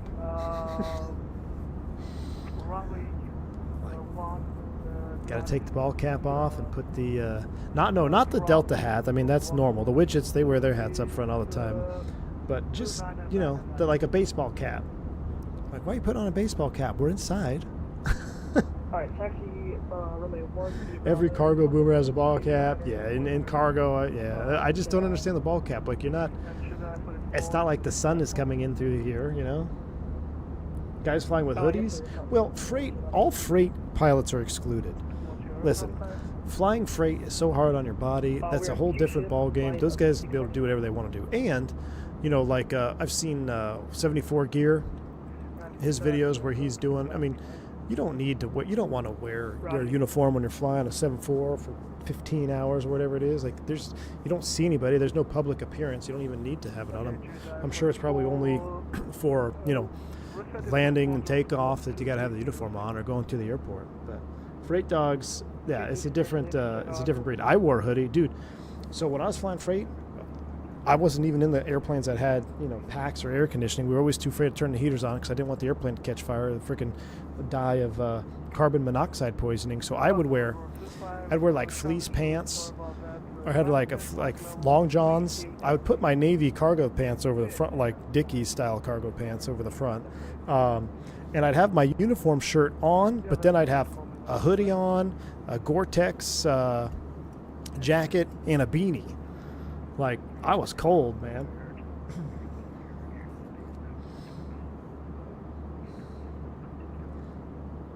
I wear ball caps all the time. It's common for us too.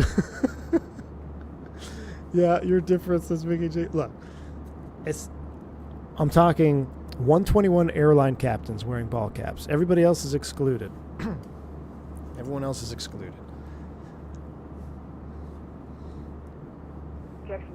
But yeah, I wore a hoodie, Gore-Tex, freaking long rain pant. Then you need a poncho over the top of that.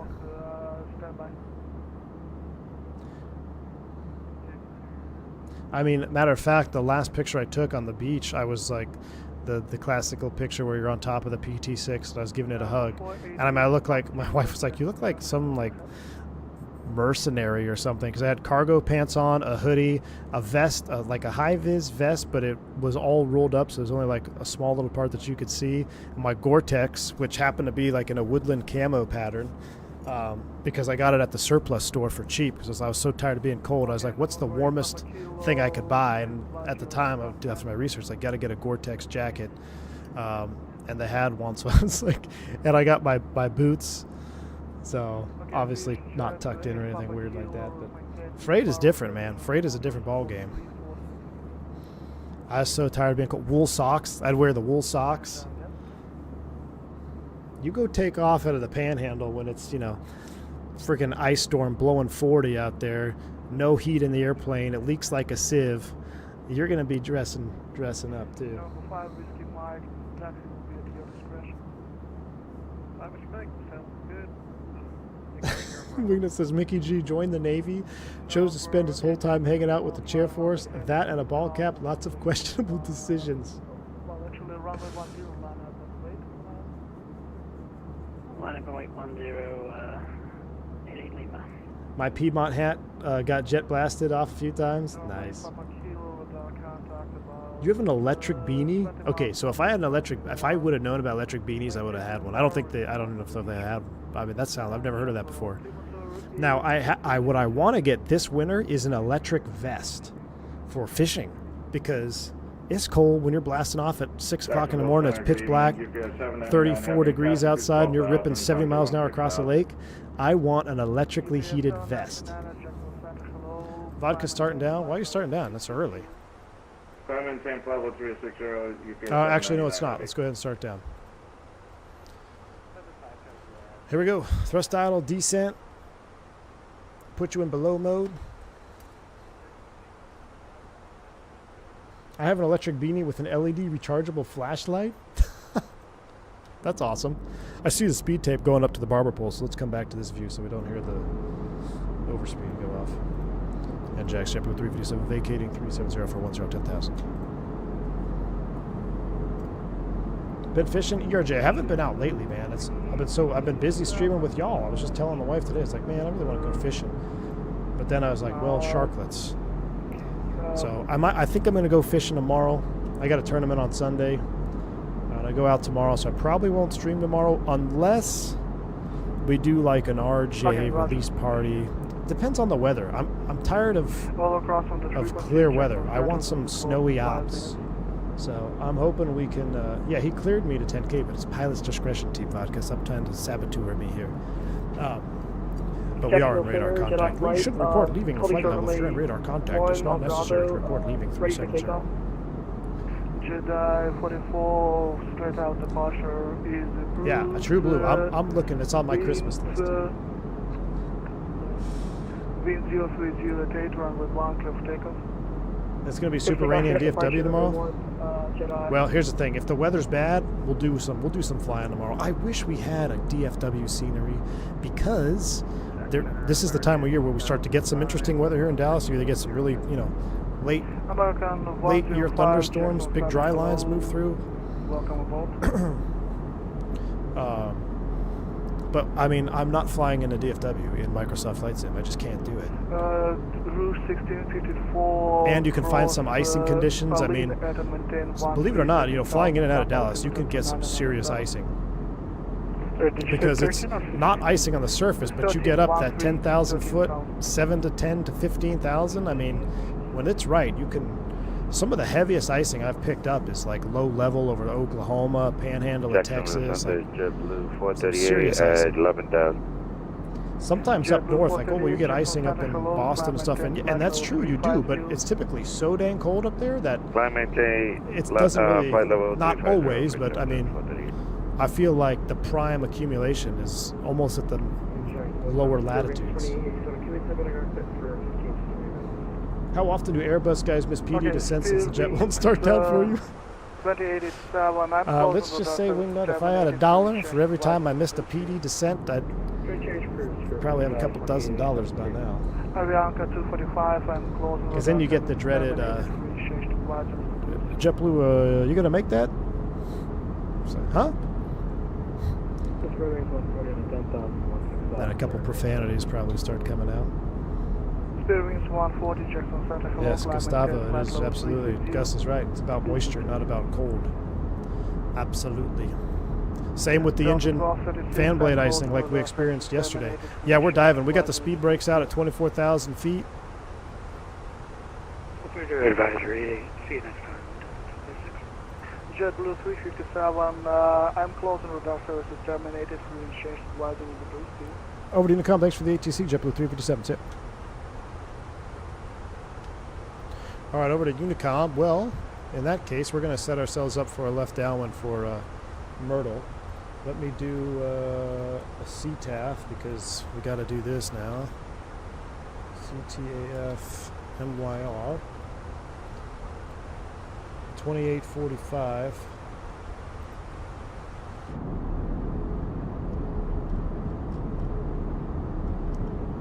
Who's playing tonight? We have a good game tonight, right? On Thursday Night Football. Anybody good playing? I thought there was some good teams tonight. Maybe Al Michaels won't be so upset. 2845 is up. Vodka, you're going direct. Which fix are you going direct to? I'm going to keep going direct and then I'll just join a downwind. We're 39 miles out at a 19,000. We're looking good. Ravens Bengals? Ooh. That could be semi-interesting. Going direct PD.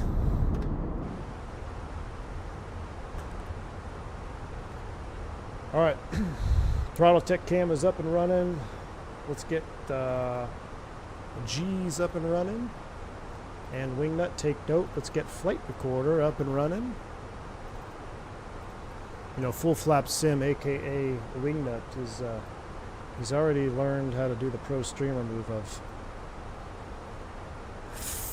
forgetting to turn on G's and the replay at the same time. Just happens he forgets when his landings aren't that smooth. Oh, that landing was a little firm, but I forgot to start the replay.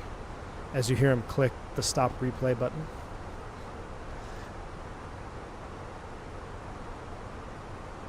Now, what I have to do, which is weird though, like, see, I have G's up and running right now, but you can't see it. For some reason, I have to always reselect the proper G's display. So that's why sometimes I see it and you guys don't, but like now you should be able to see it. Yep. That's the only weird thing. So that I can understand, but G's I'm not too worried about because you can launch G's in the replay too to get a rough idea. Landing competition when? Soon. We gotta do it soon.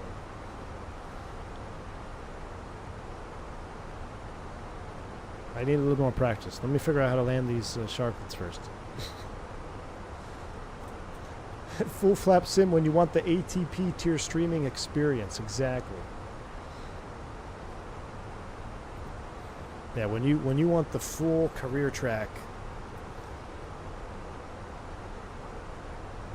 Let's make some radio calls here in case anyone's flying in here.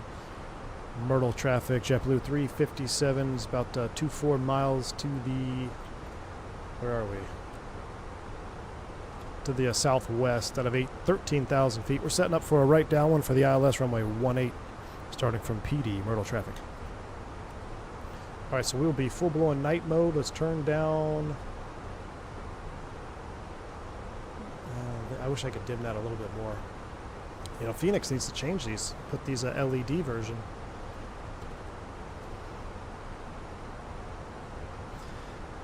You know what? So I know this landing might be a little bit more firm because my second monitor is way too bright. So it's hurting my night vision. So I can't, I think my landing might be a little firm. That and the LED lights on this new Phoenix. I want to hear the where are we? Listen, I'm just telling you the truth. Let's go ahead and select speed. We're going to keep this one fast. We'll keep her 320. Select heading.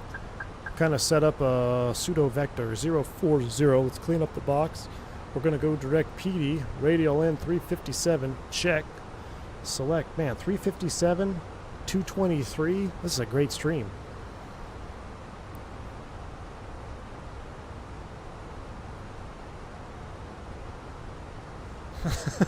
Everyone has to do a celestial navigation stream when he loses the landing competition. Aren't you flying that that pseudo DC something? One of those radial props coming up? I'm gonna have to tune into that one to get some knowledge. Alright, PD's at 2,000. We need to slow down now. So let's go ahead and put the brakes on. It'll fly right by. 250. Speed brakes coming out.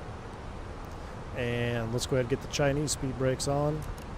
Now this ought to be interesting. We should see these pop up here. Let's see. We'll select a downwind heading here. Oh, look at that. Man, they're even lighting up the clouds over here. What? Okay, that's pretty awesome. They are extra bright. Wow, they are not that bright in real life. Let's see if we go into another cloud here.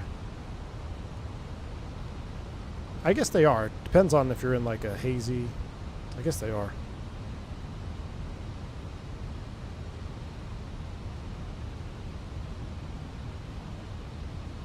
Alright, now.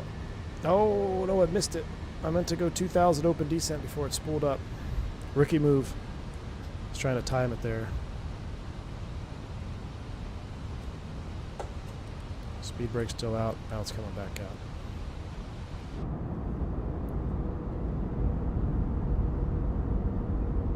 That looked pretty sweet, though. I want to see these lights again on these clouds here.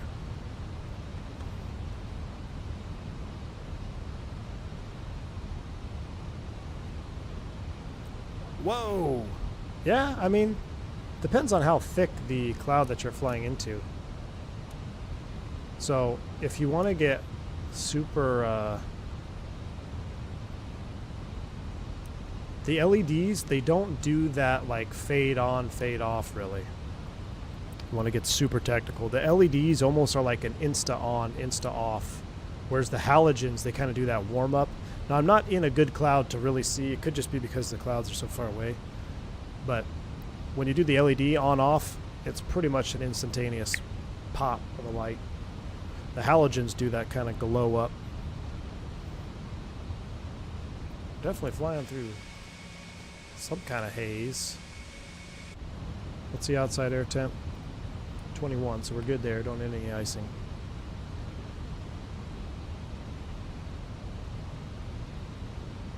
Oh yeah, Dale. Yeah, for sure. You get a bright enough light. I think it might just be the weather phenomenon we're flying on. I think we're flying in some funky weather. The sim is trying to render some funky weather. Make this downwind a little bit more legitimate here. Mortal traffic, JetBlue 357 out of 6,000. Right downwind, ILS 018. Mortal traffic.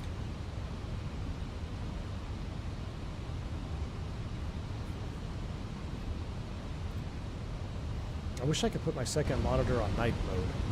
I mean, it's really bright over there.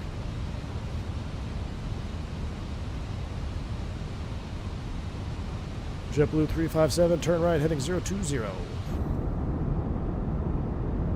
Oh, I think that's the runway over there.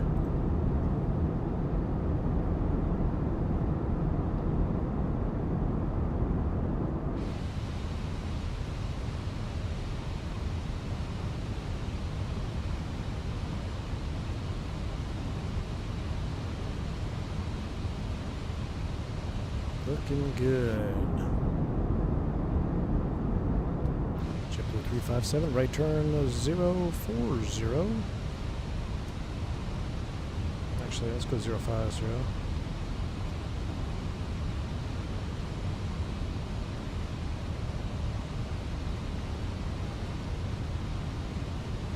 JetBlue 357 fields at your 1 o'clock in 12 miles. Reported in sight. I did have it. Oh, there it is over there. Field in sight. JetBlue 357. JetBlue 357. Roger. Cleared. Visual approach. Rolling 18. Contact tower. See? I could be at that zone. IVAO premium controller. Radio altimeter's live. Still on the brake. Let's make life real easy. Let's just direct PD. Direct PD. Arm the approach. Glide slope blue. Low blue. Cat 3 dual autopilot 1 plus 2. We're nav and direct PD. And let's go ahead and drop it straight back to 180 now. Gonna need a speed brake. We might even need the gear on this one. We'll see. start the recording from here so we have a high-speed approach. Riding in the jump, I heard an Airbus guy say guard your heading when shooting a line. It's because if you shoot a line, that's a really weird phrase, to guard your heading, you just select heading.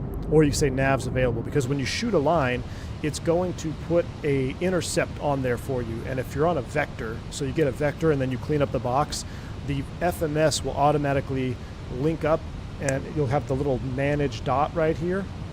And if you don't fix it or you don't select heading, it will join the nav course when it's ready. So obviously you don't want to join a nav course when you're on a heading. So we say select heading or nav's available. Guard your heading is, it's a mid-term. Because you don't need to guard it, you actually need to do something about it.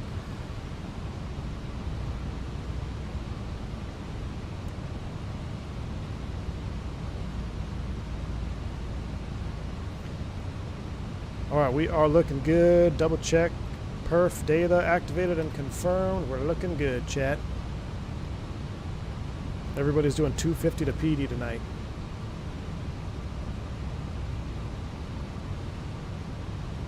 The prerequisite for a VATSIM is the ability to randomly ban people. I should be pretty good at that. Runway in sight. That's where you get lazed, huh? Anger. I don't know if I've been lazed going into Myrtle. I've been lazed going into Dallas. There's that career track off our right. That's pretty cool. That Myrtle career track 411. We're about 6 miles from PD for the ILS. Tail of that jet load.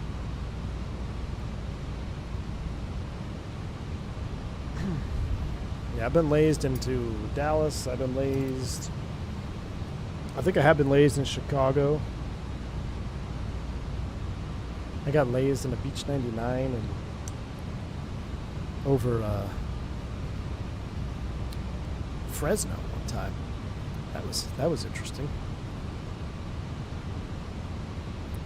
All right, we are all synced up. Let's do a little drag test. We'll wait until the glide slope is alive. Well, it is alive. We'll wait till it starves up, and we're going to drop everything at 2,000 feet exactly. What's the touchdown zone? Yeah, it's 23 feet sea level. So we should be stable, no problem, by 1,000 feet, as long as we are flaps to 180. Glide slope star, go around altitude, we're on the visual approach. We'll set 1500 as blue. Manage speed, gear down.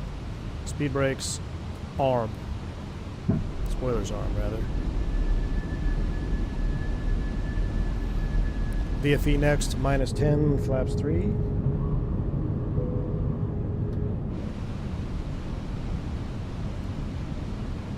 Bevet, 1500. 1600 on the chart. Bevet, 1600. Checks. Flaps full, landing check. Oh yeah. Landing checklist, cabin crew advised auto thrust speed. Auto brakes are off. ECAM memo. Landing all green. Landing checks complete. Auto piloto is off. Cat 1. Alright, here we go. We'll leave the auto thrust on for testing purposes. Make sure there's no funny business with our auto thrust.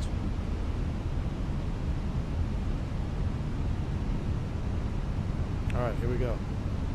Got my seat height adjusted. Actually, I need to raise my seat a little bit. Hold on. One time. Alright, seat is raised. Let's see if I can raise my armrest one more notch. Alright, there we go. Let's see how this is. 1,000 stable, clear to land.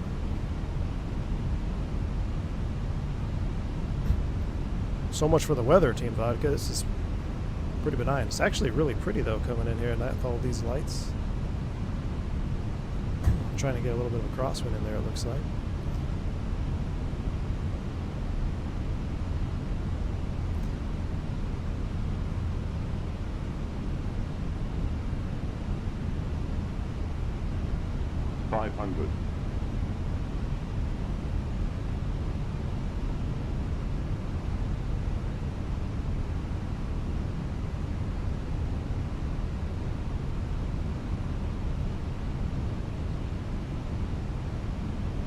Correcting. A bit of a sink there.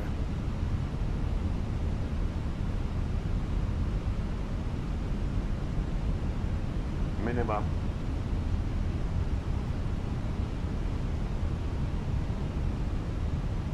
$100.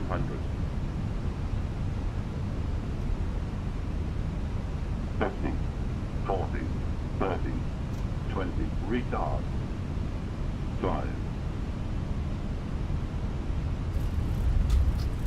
Spoilers. Oh, that was a freaking textbook. Grisa.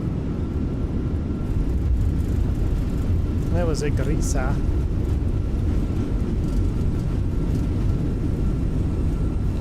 Not even going to touch the brakes. We're not going to make that one. Somebody else's problem. Step on the brakes. Step up on the brakes. You wouldn't do that in real life, but I don't want Team Vodka to have to go around. Yeah. Whew. That was really nice, except you had 157 woodpeckers there. So, I didn't want him to go around having to roll all the way to the end. Look at, it looks like you have LED lights on your traffic model too, which is crazy. Alright, let's clean it up, disarm the spoilers. Flaps coming up. Let's see if we can make the turn here from wing view.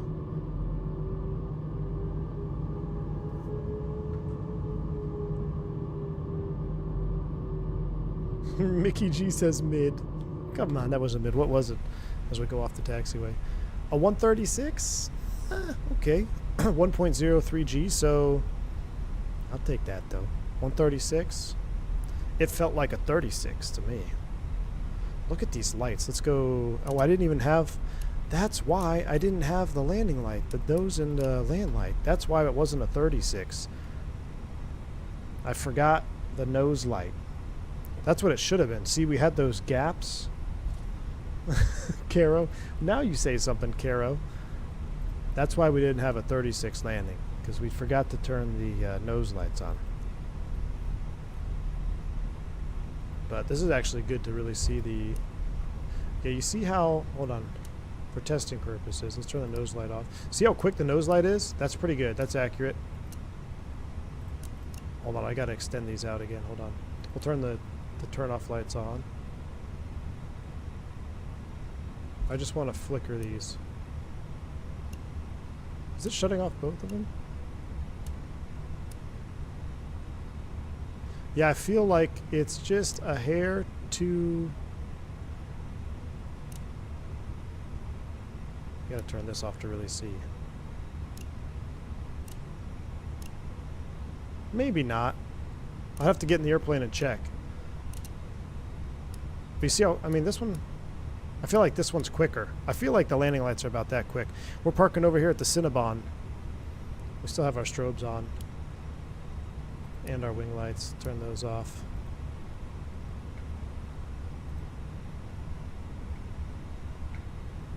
The only reason you got a 116 Team Vodka is because you paid for that landing add-on. Congrats, Captain, you found a bug. Did I really? Phoenix doesn't have bugs. What are you talking about? Okay, this looks cool, though. Oh, you know what I want to check? Hold on. Let's stop here before we get to the gate. I want to check the nav light thing. Let's reset this. Let's look at the nav lights. So, position 1 is inboard. Aha! Because remember what I was trying to figure out? I don't even know. I don't even know which one. So, position 2 is the outboard. That's pretty cool. Now the question is, I guess it wouldn't change this at all. Wouldn't change like the reflection on the ground. All right, let's park it.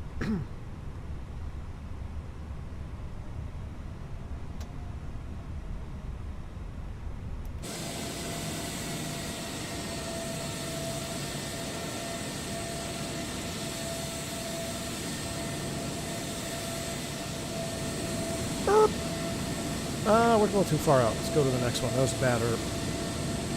Why is there 2? Jay, it's for redundancy. You burn one bulb out, you flip to system 2. We alternate each leg, so system 1 is for captain flying, system 2 is FO flying. I love how it bounces on the nose wheel. That's just awesome. That's just awesome. Can you look at the SHARKlet from the flight deck? Ooh, let's see. The 320, you can see it. Now, this is obviously easier to move because it's not a real head here. So, like, if I gave you a realistic, as close as I could get my head is probably like that. Maybe a little more. I might be able to look back there and see that. That's about a realistic view with a human head. With a 321, you can you can barely see, if you can, that SHARKlet. On a 319, you can see that first slat pretty much, or that last slat. A 319 would be maybe more like that. But a 320 human head, you're probably about there. That would be a realistic view for the wingtips, SHARKleted. Flame says the landing light fade-in is caused by having TAA on in the Microsoft Flight Sim settings. Ah. See, I told you, Phoenix doesn't have bugs. It's just my system. All right, that's it. Let's get one. Oh, I recorded the whole way. That'll be cool, though. We can do a shutdown replay. Replay's coming on. We'll disconnect from terrain ahead. Aveo Premium. Pull up. Let's pause the replay. I don't think it'll let me have these lights on in replay. We're going to try. All right, let's run it forward. I want to watch the landing. Too low. Terrain. You guys get one. We'll watch one landing together, and then I'm going to just get out of here. And we'll give you one full cinematic arrival. I'll set it all the way back so you can watch the whole arrival with no noise, no yapping. You can enjoy the sounds. But I want to see what this touchdown looked like from outside view. And yeah, we'll leave it here, night mode. We'll wind the time back. We'll see the touchdown. Then we'll go real time, replay, and I'm out of here. I got to put the chicken on the smoker. It's 5:30. I get home at 6. That thing is going to smoke for 2 hours. 6, 7, 8. It's going to be a little bit late, so the kids are having mac and cheese, courtesy of all y'all here on stream. So they're not going to be up in time for smoked chicken.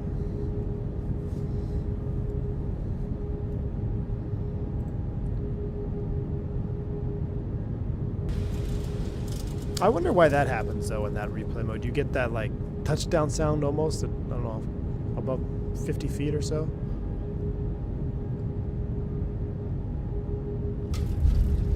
Oh. I mean, that just looks smooth. Yep. Oh, Mickey G. Spatchcock? Is there any other way? Is there any other way, my friend? I guess you could do a beer can chicken. Don't sink. Let's try it from here. Smoked chicken on my way. I've been drying it out since this morning, or drying the skin out, so it'll be nice crispy skin. Exactly, college dude. More for us for leftovers. I just love the sounds. Like, that is so real. Alright, let's see how we did. Let's wind it back. I'm gonna turn it up so we can see. Turn the sun on here just a little bit. Owen says, I'm not sure about touchdown, but the turtles are random. According to Phoenix, they don't have a way to actually tell you to actually over one. Oh, really? Interesting. I mean, I like the random turtles anyway. It's good. All right, let's see how we did here.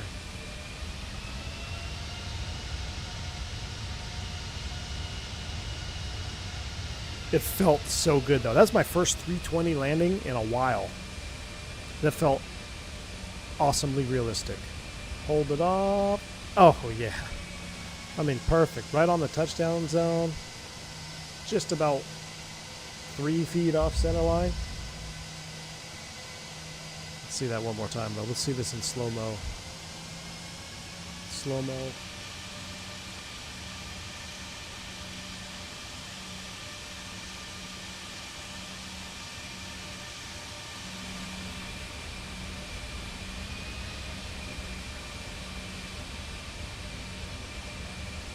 Flare it out, just hold it off. Yeah, I could have gone just a hair more to really butter it on. Probably could have gone just a hair more, but hey, a 135, 1.03G, that is going to be smooth. Clearly an imposter. Listen, I've had my fair share of smashes, man. There's no doubt about that. Fair share of smashes. I'm going to go ahead and reset everything here. Resume.